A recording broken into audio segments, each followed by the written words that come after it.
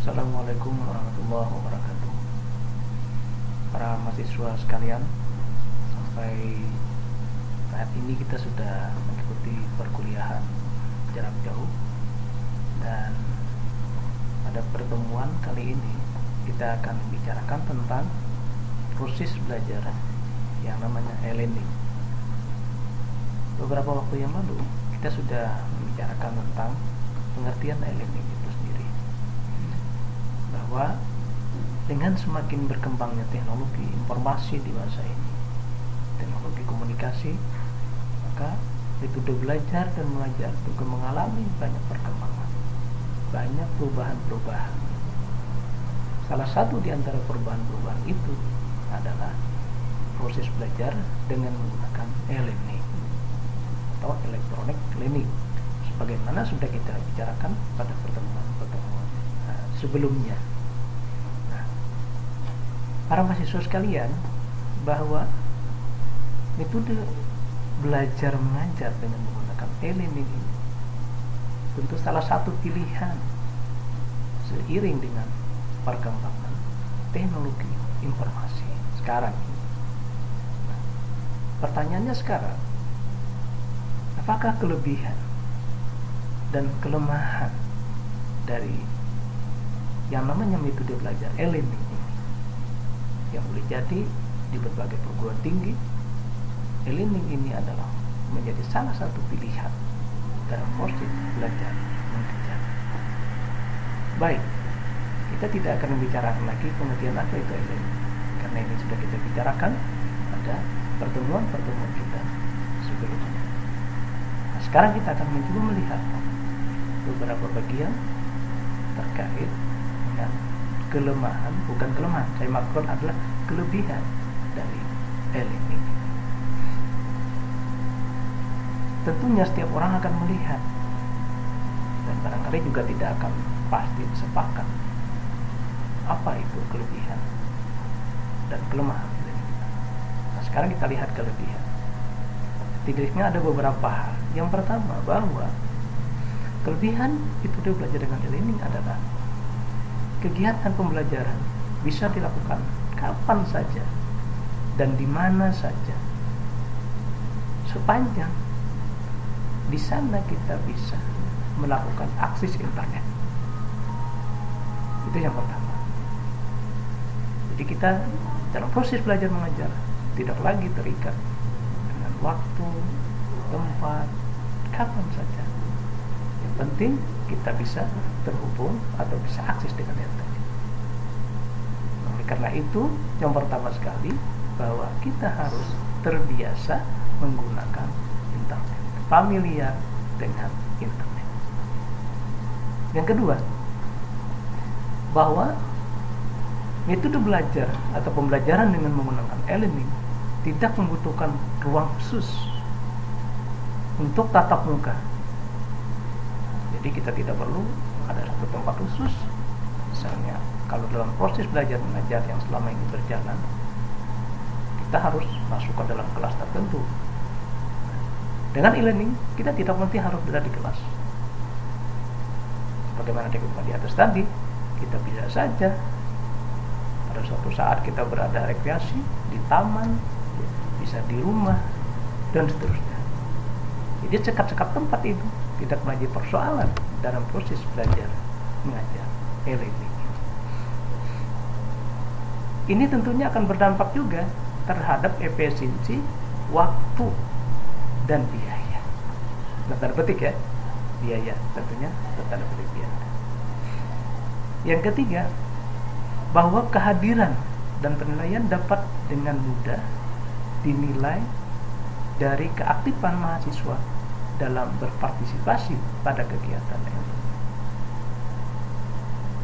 Nah, jadi ini bisa kita lihat tentunya dalam proses belajar mengajar, apabila sistem e-learning itu sudah berjalan, di situ kita akan bisa melihat keaktifan seluruh mahasiswa mengikuti berbagai pelajaran dan proses belajar menggunakan e-learning. Baik, itu yang ketiga. Yang keempat, pada pembelajaran e-learning, mahasiswa akan dituntut untuk lebih aktif. Kenapa? Karena penilaian didasarkan pada partisipasi kemampuan mahasiswa di dalam forum e-learning itu sendiri. Nah, jadi ini keaktifan seluruh mahasiswa dalam proses belajar mengajar menggunakan e-learning itu adalah salah satu bagian penting di dalam proses penilaian. Kenapa? Biasanya di dalam proses belajar e-learning itu sistem akan merekam seluruh aktivitas yang dilakukan oleh masing-masing mahasiswa terkait dengan mata kuliah yang diambil. Ini itu ada entry log dan sebagainya. Akan kelihatan apa yang sedang dikerjakan oleh para mahasiswa yang mengikuti perkuliahan dengan model pembelajaran e-learning itu. Baik, yang kelima. Yang kelima akan meningkatkan kemampuan belajar mandiri. Nah, ini penting, bahwa dengan proses belajar e-learning ini mahasiswa akan dituntut belajar lebih mandiri ya. Jadi mereka ibaratnya begini, kalau dia mau pintar dia harus bekerja keras, belajar sendiri, tidak perlu terikat kepada orang lain. Kalau dalam proses belajar yang klasik di kelas, misalnya ada tugas kelompok, bisa saja temannya mengerjakan, dia ambil punya temannya, sudah dikerjakan, selesai. Tetapi dengan proses belajar ini dia dituntut untuk bisa belajar lebih mandiri. Baik, itu yang kelima. Yang keenam, mudahnya berkomunikasi dan berbagi bahan ajar. Ini salah satu kelebihan, keuntungan menggunakan fasilitas atau proses belajar mengajar dengan ini. Jadi bahan ajar itu bisa diambil, bisa di-download, ya, juga bisa di-upload barangkali ya, untuk sesama teman maupun antar dosen dengan mahasiswanya. Ini salah satu juga adalah keuntungan atau kelebihan yang dimiliki dengan proses belajar ini. Berikutnya yang ketujuh, bahwa materi pembelajaran sangat mudah diakses dan dimiliki oleh setiap mahasiswa. Ini lanjutan dari keuntungan yang keenam. Karena bahan ajar atau materi-materi pembelajaran termasuk itu referensi sudah di-upload sedemikian rupa ke dalam sistem yang namanya program belajar atau metode belajar itu e-learning. Baik, itu yang ketujuh. Yang kedelapan, barangkali yang terakhir ya dalam kesempatan ini saya sampaikan, bahwa kelebihan dari proses belajar mengajar dengan menggunakan e-learning adalah meningkatkan kemampuan mahasiswa dan dosen tentunya ya, juga bukan saja mahasiswa tetapi dosen juga dalam memahami, menguasai, memanfaatkan teknologi informasi dan telekomunikasi.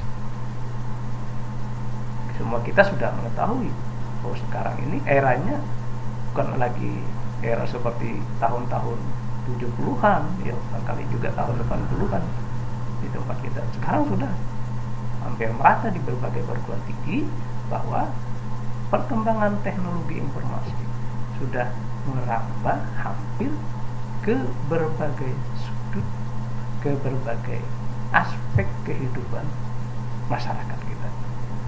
Kita orang-orang perguruan tinggi sudah barang tentu harus memanfaatkan teknologi informasi ini dengan sebaik-baiknya terkait dengan bidang kita tentunya ya, yaitu dalam bidang proses belajar mengajar. Nah, sebagaimana juga kita maklumi bahwa teknologi informasi itu, saya ingin mengambil sedikit apa yang pernah disebutkan atau dikatakan oleh Pak Profesor Eko Indrajit, bahwa teknologi informasi ibaratnya seperti dua sisi mata uang, atau mungkin saya menyebutnya seperti ini juga boleh, bahwa ibaratnya pisau yang punya dua mata. Jadi teknologi informasi itu bisa bersifat positif, bisa bersifat negatif. Artinya sama gitu ya, timbang. Nah, tergantung kita mensikapinya, memanfaatkan teknologi informasi itu untuk kepentingan yang seperti apa. Tentunya kita sebagai orang-orang yang berada di perguruan tinggi, maka teknologi informasi kita manfaat sedemikian rupa untuk meningkatkan kualitas, meningkatkan mutu akademik kita di dalam proses belajar mengajar. Para mahasiswa sekalian, inilah pertemuan kita untuk kesempatan hari ini. Kita bicara tentang kelebihan keuntungan menggunakan electronic learning atau ELE. Terima kasih atas perhatiannya. Assalamualaikum warahmatullahi wabarakatuh.